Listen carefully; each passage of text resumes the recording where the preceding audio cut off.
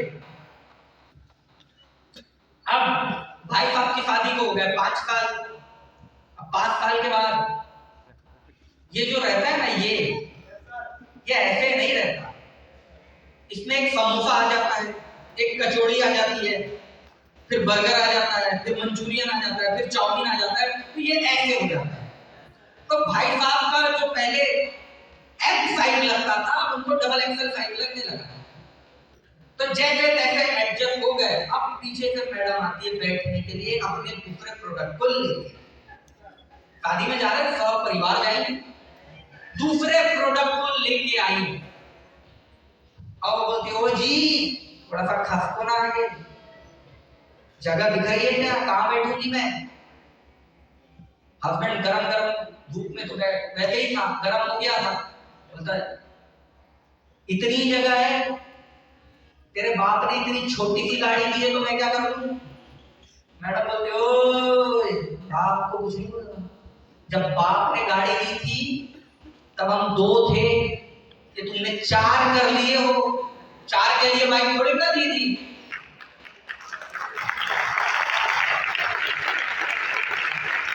के लिए बाइक नहीं दी थी। भाई साहब बोलते गरम माहौल हो रहा है, चुपचाप ज्यादा बैठे तो शादी में भी नहीं जा पाएंगे। जैसे तैसे अपने समोसे कचौड़ी को एडजस्ट करते करते वो थोड़ा आगे बैठे। मैडम बैठने गई तो कई सारे भाइयों ने तो अपनी माताओं को बैठाला होगा पीछे बाइक पे, है कि नहीं।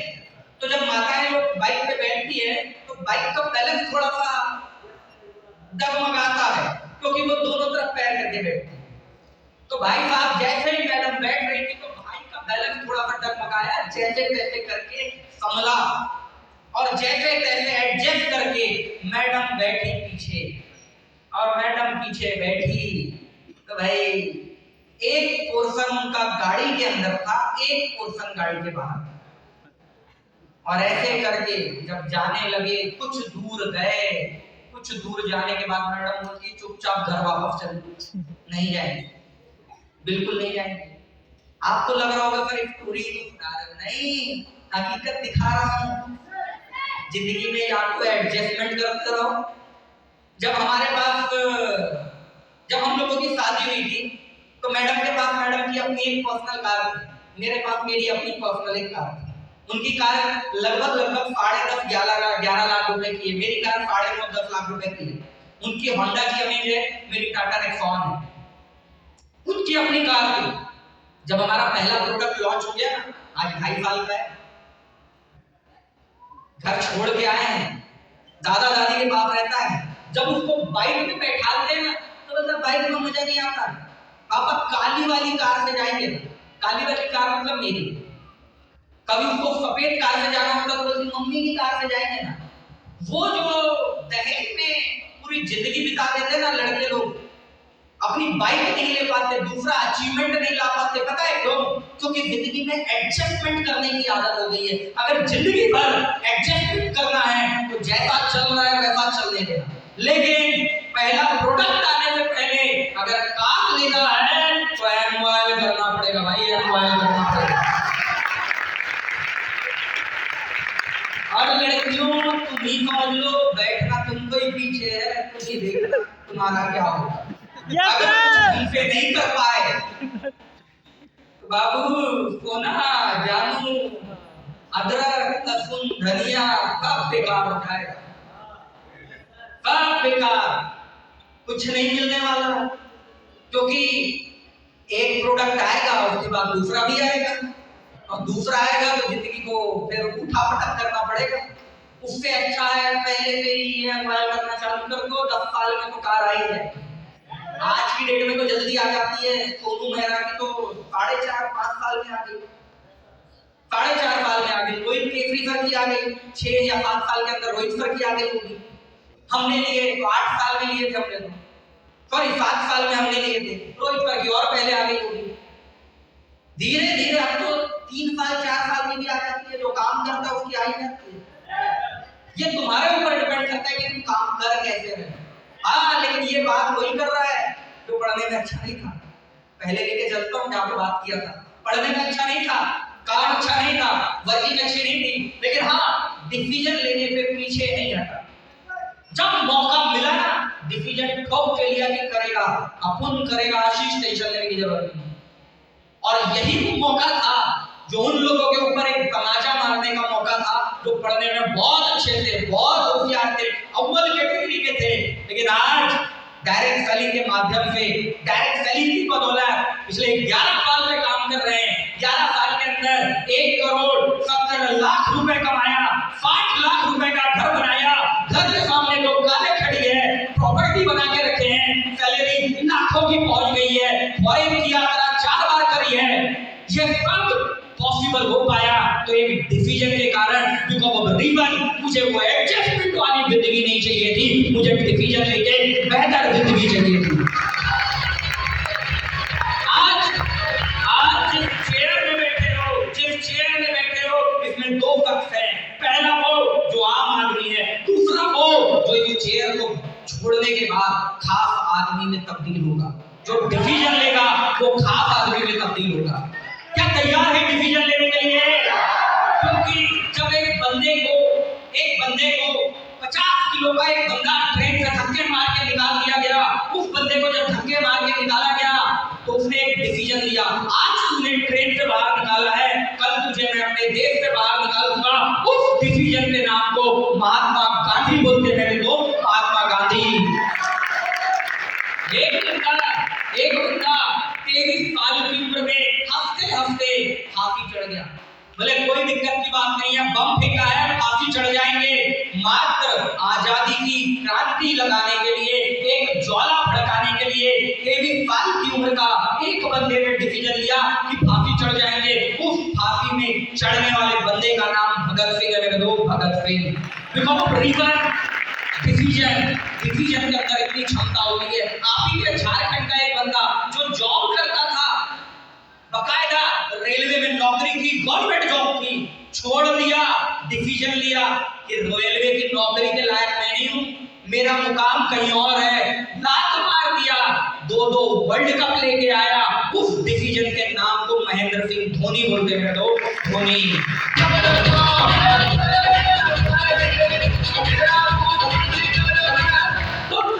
डिसीजन लेने के लिए तैयार है? तैयार है? क्या वाकई में तैयार है? क्या डिसीजन लेने के लिए तैयार है? एक बंदा जो बस में कंडक्टरी किया करता था, कंडक्टरी, उस बंदे ने डिसीजन लिया, टॉलीवुड में गया। और उसको जानते हो रजनीकांत के नाम से, बिकॉज ऑफ रीजन, डिसीजन।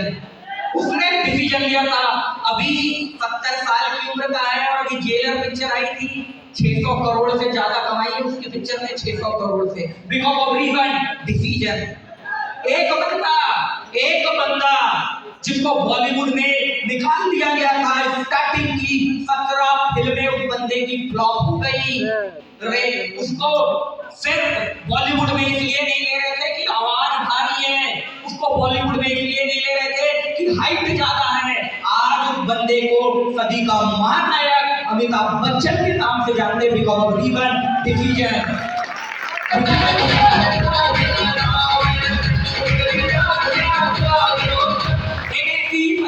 एक ऐसी ही बंदी जिसने आज से कई साल पहले कुश्ती के मैदान में हाथ आजमाया। जब छोटे छोटे निक्कर पहन के दौड़ती थी, लोग बोलते थे बेशर्म है इसका बाप, बाल कटवा दिए थे, बेशर्म है इसका बाप। लेकिन 2012 में गोल्ड मेडल लेके आई और उसी के ऊपर दंगल पिक्चर बनी, जिसका नाम आप गीता और बबीता के नाम से जानते हो, बिकॉज ऑफ रीजन, डिसीजन।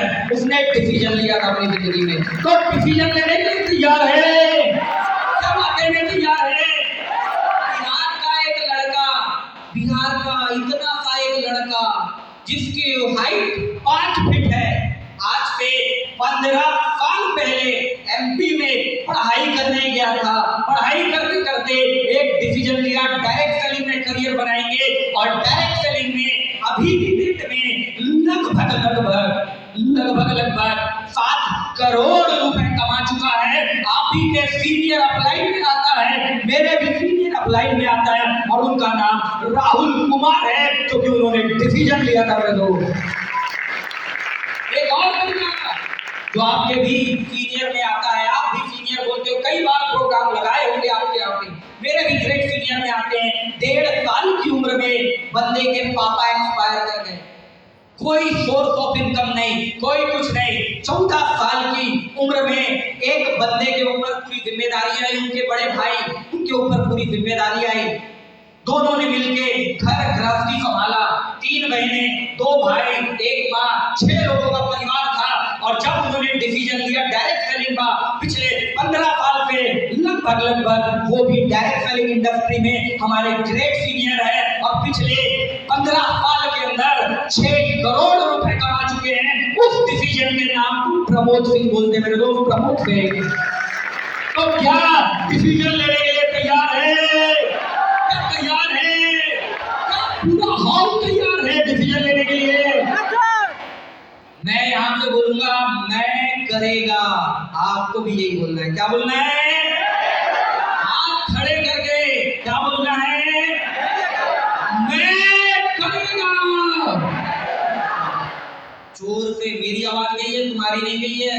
मैं करेगा, मैं करेगा, मैं खेलेगा। मोबाइल वाला गेम आप बोलोगे मैं खेलेगा। मोबाइल का गेम, मोबाइल का गेम। लड़कियों के पास भी हाथ है, मेरे को हाथ ऊपर ही चाहिए। अगर डिसीजन ले लिए ना तो हाथ ऊपर चाहिए। मैं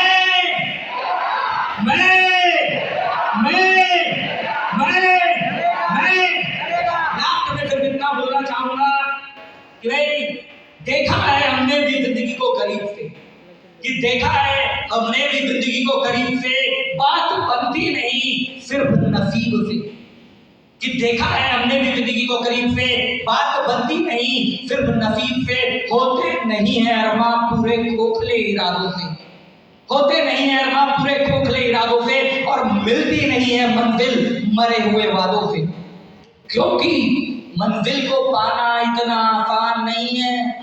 घर, गाड़ी, बंगला, बैंक बैलेंस, फॉरेन का टूर, प्लेन की यात्रा, मंजिल को पाना इतना आसान नहीं है। चलते हैं लोग मगर दिशा का ज्ञान नहीं है। भरे पड़े हैं इस संसार में ऐसे भी लोग जो सांस ले रहे हैं लेकिन जान उनमें भी नहीं है। अगर करना हो कोई चमत्कार तो इस आती जाती फाकों में उत्साह का हवा लाना होगा। परिस्थिति अनुकूल हो अथवा ना हो, दृष्टिकोण को मजबूत बनाना होगा, दृष्टिकोण को मजबूत बनाना होगा। Thank you. जय ग्वाल, जय फ्लाइंग। बन जाए ना कोई